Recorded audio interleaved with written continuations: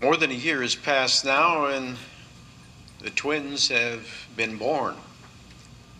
And as unusual as it is for 1 in 40 million births to be super twins, it's even more unusual for how these particular twins were born, because the first one conceived, in this case, was the second one born. And the first, although the way we usually account things is a preemie, the second one is older, and yet it's almost as if the older one pushed out the younger one first. So the firstborn was the youngest. And now we've reached their first birthday party. And midway through that party, Loretta, their mother, announced it was time for the boys to blow out the candles on their cakes. All of the guests gathered around as she brought out the 2 cute little green domes, each with its own single unlit candle. Loretta placed each of the cakes in front of Roger, who was the first conceived, and Marcus, who was the second conceived, who flailed their arms around happily at the celebration they sensed was being held in their honor. They sat side by side as Loretta leaned over and lit each of the candles. "Now make a wish," Aunt Mary urged. At first, each of the boys just gaped at the candles, not yet knowing what a wish was, of course. Then Roger smiled at the flame, and Marcus looked at him and smiled and laughed. He obviously loved his brother. All the guests stood around and celebrated the moment, fussing over how the twins looked so cute with their little cakes.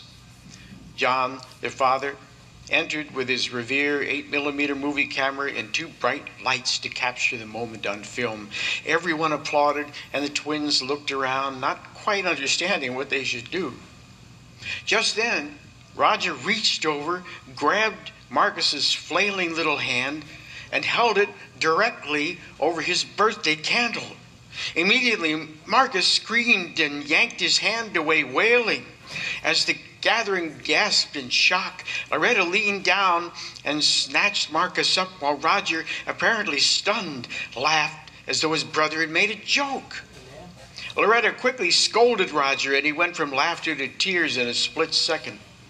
The guests, though they shared admiration for Loretta's deft handling of the situation, swiftly dispersed like an ambulance crew, scurrying this way and that, mumbling questions about where the unguentine ointment was and asking what they could do. And while most of the adults tended to Marcus's burn and huddled over him, Mary, Loretta's sister, picked up little sobbing Roger. "Why did you do that, you cruel little boy?" she frowned, shaking him lightly. He pouted and wept violently in response. Loretta slashed her finger at her. "Mary, don't manhandle him like that." "Well, you take him then," Aunt Mary put Roger back down in his seat. "I don't want him." Roger scowled and howled at Aunt Mary.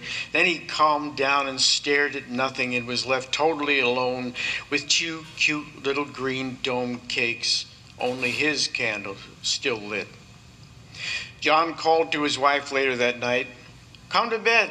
Boys are finally both asleep, and even Marcus with that bandage on his hand." Loretta wept alone in the living room. She knew that the candle incident was warning enough to suspect that Roger, her larger but younger twin, had a mean streak when it came to Marcus.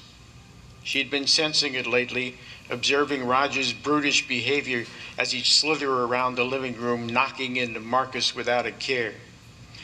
Loretta thought she'd been imagining things on those few occasions, but today's candle incident lent her perceptions reality.